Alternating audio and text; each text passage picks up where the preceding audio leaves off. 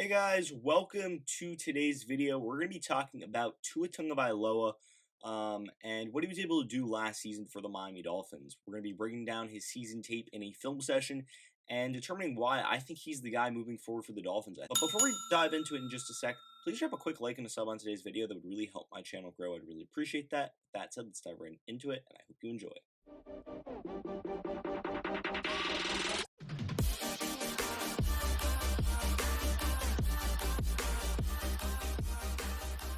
So, like I do in these film sessions, I mean, this is going to be one of the first film sessions I've been doing on the Miami Dolphins, and I'll probably end up doing another Tua Tagovailoa film session. I think there's definitely more to break down. I'm only going to take a couple plays in today's film session and really try and hone in on some of the stuff he did. But, I mean, if you look at the numbers, they weren't necessarily great. In 12 games starting, he threw for over 2,600 yards, 16 touchdowns, and 10 interceptions. His touchdown percentage went up from the season prior. But more importantly, he led the Dolphins to a winning record, 7-5. He was really good during a late season stretch where he was one of the most accurate quarterbacks in the league. Had a 67.8% completion percentage. I mean, he got a lot better, got a lot more powerful with the arm, and also was able to take some more shots downfield. But we're gonna break all that down in the film. Let's dive right into it. Here we go. So here's the first play I'm going to show you. And this is going to be a play against the Baltimore Ravens that started this Dolphins win streak, or I guess it was their second game in the win streak. Their big win streak at the end of the year, 7-game win streak after losing 7 straight games. So this is going to be, there's this rhetoric that Tua can't throw the deep ball, but that's just false. It's not true. You're going to see on this play right here, you're going to see Albert Wilson run into the flat. It's going to be a play action play. It's going to be one of those RPO type plays where you can either run the ball up the middle or you can pass it out. But here are the main things to worry about.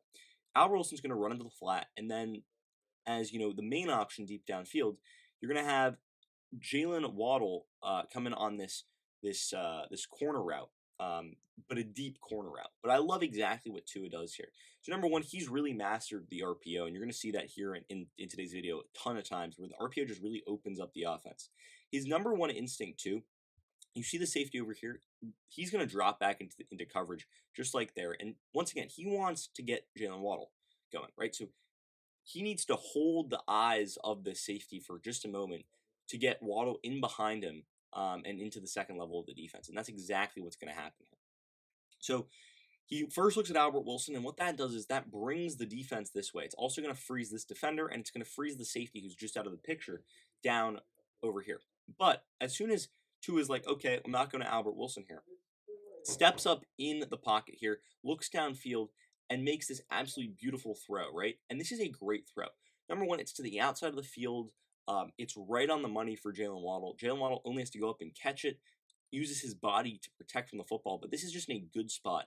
And there's this idea that Tua can't throw the deep ball. This play, as well as a couple other plays I'm going to show you, just proves that that's not true. And on this play is going to be a little bit different in the fact that this is all about the pocket presence that Tua has. It's not really him utilizing his eyes. It's much more about the pocket presence. This was an absolute bomb to Mac Hollins for a 65-yard touchdown to move this game to 14-7. But Mac Hollins is going to run right through the teeth of this defense. Right, he realizes that there's an opening there, and once again, it's going to be this run pass option game, which is just so effective. Number one thing that Tua sees is that he realizes it's man coverage. He sees it's one-on-one on the outside, but it's very soft man coverage, and you got to look at it here. Once again, I mean, it's 2nd and 1 on this play here, so you could catch a short underneath pass. It's going to be a first down anyway.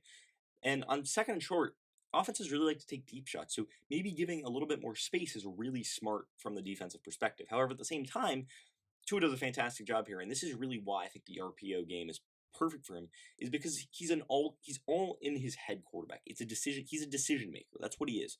And by bringing the fake RPO, fake handoff here, or even the RPO game, it moves all these guys towards the line of scrimmage, the linebackers especially, but more importantly, it freezes these corners, which does two things.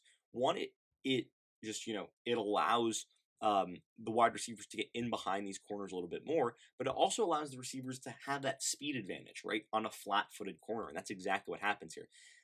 Then, as the pressure comes, right, Tua does a good job stepping up in the pocket, right, feels that pressure, steps up really, really well, gets away from pressure, and then just launches it into another area code deep downfield to Mac Hollins. And this ball is perfectly placed.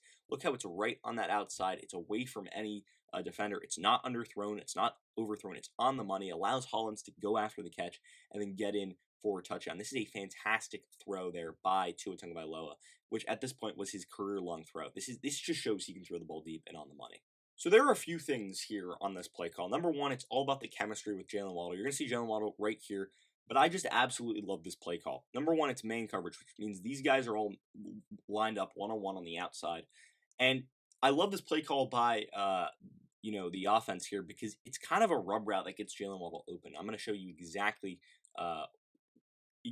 what this does. And it's a couple things. This is why the RPO is so good for Tua. Number one, you're going to see, you're going to really want to focus on these three defenders and these two receivers. So the idea here is to get Preston Williams running this way and then Jaylen Waddle running that way in behind this linebacker, okay? That's kind of the idea. And this rub route kind of makes this corner have to get over the top of this route here because Preston Williams is running this way, and this corner over here is going to have to get in behind to cut off Waddle, right? That's the idea of the play. However, it's also a play action play, or this works with RPO stuff too, but this is much more play action here on this play. And what that does is that moves this linebacker here down, which creates space in behind for Waddle to run into, right? So Tua knows all this. Tua knows where he wants to go with the football, and you're going to see right at the top of the break of Waddle's route, who's right here. As soon as he's going to cut, right, this linebacker's moved down. This corner's completely out of position to try and catch up with Waddle. And you're just going to see Tua recognize that, step up in the pocket, really good pocket presence. That's something that he did really well in 2021 and 2022 season. He really understood pocket presence and how to step up in the pocket and when the pressure was coming. Steps up in the pocket here and fires an absolute dart to Jaylen Waddle in stride. It's an accurate bullet. And look at what Waddle's able to do at the catch. Waddle's able to take it in stride, run upfield for a massive gain, getting it into the red zone. But this is just exactly what Tua needs to do more of next year. At the date of recording, the Dolphins haven't gotten an offensive coach, and that's kind of what what it looks like to be. It looks like they're going to go after an offensive guy. So whoever the offensive guy is, Mike McDaniel potentially, looks like Jim Harbaugh is off to Minnesota. As I said, at the date of recording, none of that has happened. And this video might go out in a little bit. So nonetheless, this is exactly what the offense needs to look like next year. It needs to be the play action game, and it needs to be finding Jaylen Waddle across the middle of the field. Tua finds it. Tua finds him in perfect stride, and that's what Tua can do. He can deliver a great football, an accurate football, and a football that allows his receiver to go make a play after the catch.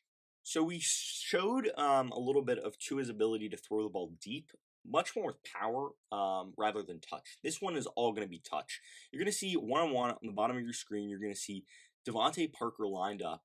And this was in a close game here at the end of the first half. Tua is trying to get the Dolphins into field goal range, trying to get them maybe a late touchdown here, And this is where the touch throws come in. And Tua is perfect at these. I mean, he's so excellent, something where he really improved in.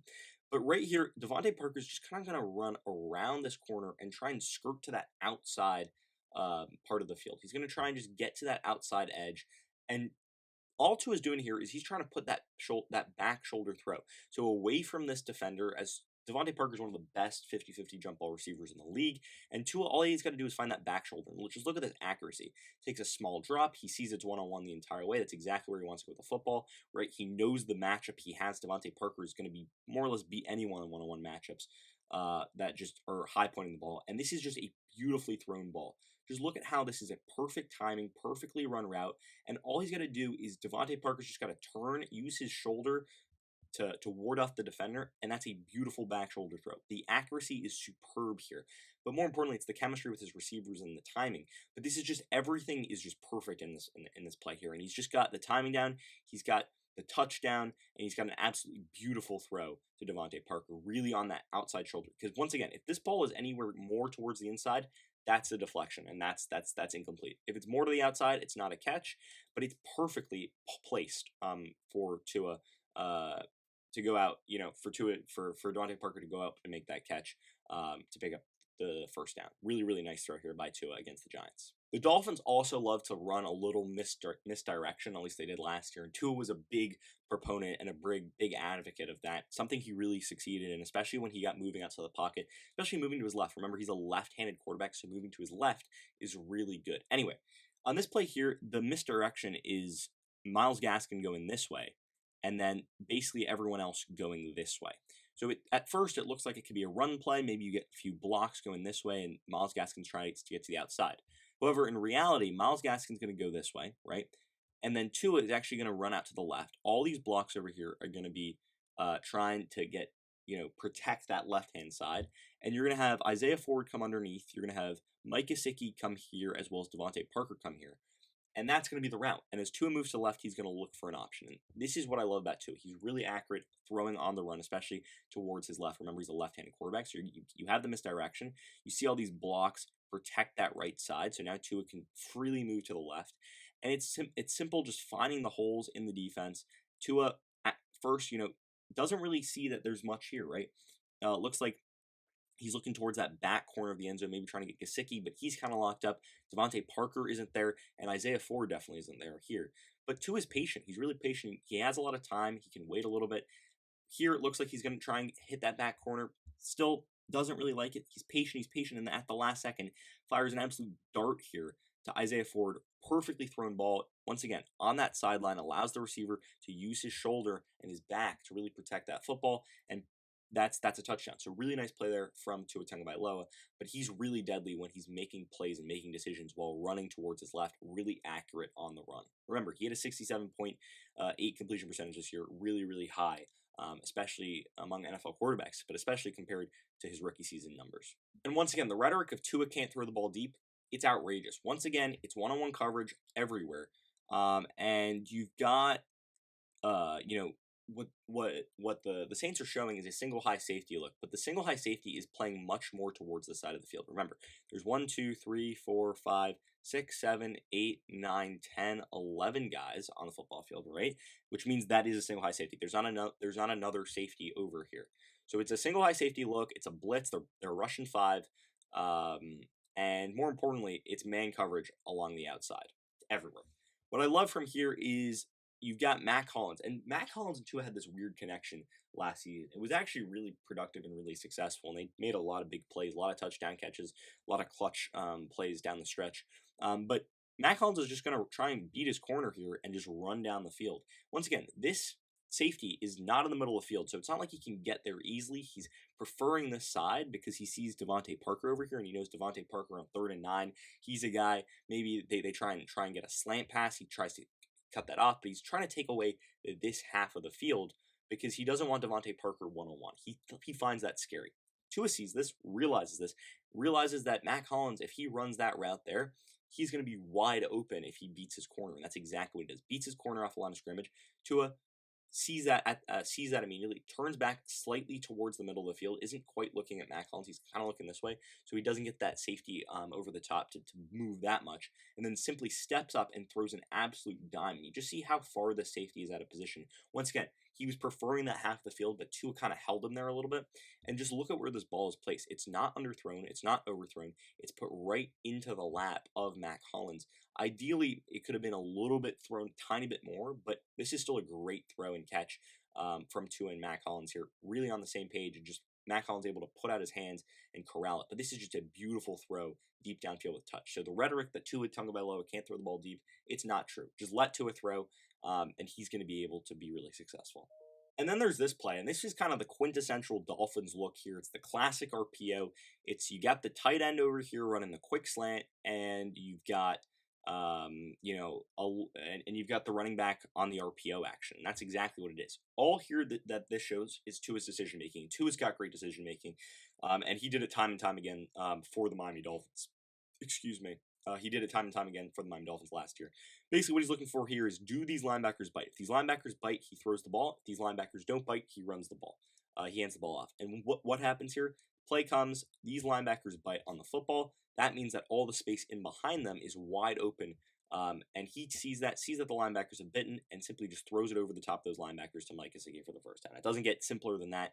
It doesn't get more basic than that. That is the Dolphins' base offense, and that's what the Dolphins are going to have to continue running because Tua can do it.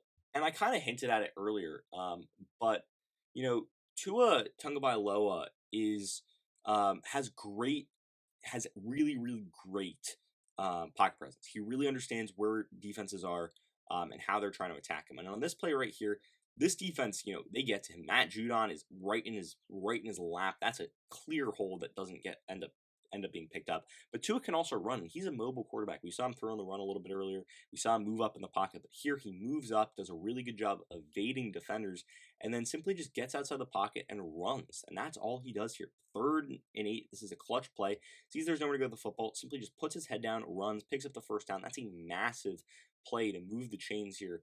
And Tua's clutch too. I mean, Tua in the fourth quarter in the last 8 games of the year was one of the best fourth quarterbacks in the league. I think he had the highest fourth quarter completion percentage in those last like 8 or 9 games of the season. Except that game against Tennessee. That game against Tennessee really skewed his numbers. But nonetheless, like this is a good play. Sees that there's nowhere to go with the football. Sees that there's pressure. Steps up. It's 3rd and 8. He realizes he's gonna have to run.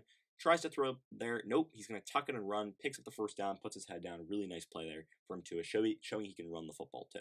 So with that said, I mean, Tua Tagovailoa didn't exactly have the season everyone was hoping for in the fact that he was injured for a little bit and the Dolphins didn't make the playoffs, but he showed a lot of promise. I mean, his deep ball accuracy improved, his arm strength improved, his, I think his command of the offense improved, his command of the RPO game, which is, something that I think he's doing really, really well at a very high level in the NFL, improved, as well as, his chemistry with his receivers. Having Jaylen Waddle really helped.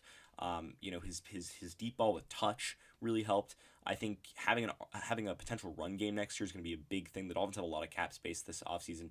And also depending on what coach they sign. Remember, at the date of recording, the Dolphins haven't announced a new head coach, but it's going to be offensive minded. It will be, and I think that depending on whoever it is, they're going to believe in Tua. And I think Tua just needs some belief in him. He needs some playmakers around him. He needs a run game, but he's got the skills, and he's really got the potential, I think, to be a really good quarterback for this Dolphins team moving forward. So I think he's the guy in Miami. As of now, I saw enough progression from year 1 to year 2 to really make me excited about year 3. But that 3rd season, that's really a quarterback's make or break year. So it's going to be a big one for Tua Tagovailoa. But after year 2, he's definitely trending upward. And with that said, that's pretty much going to end the video for today. Did you agree with my analysis? Why or why not? Leave your comments and thoughts in the comment section down below. I'd love to hear what you guys have to say. Also, if you're new around here, please drop a like and a sub on today's video. I'd really appreciate that. And with that said, I hope you enjoyed the video. And until next time, see ya.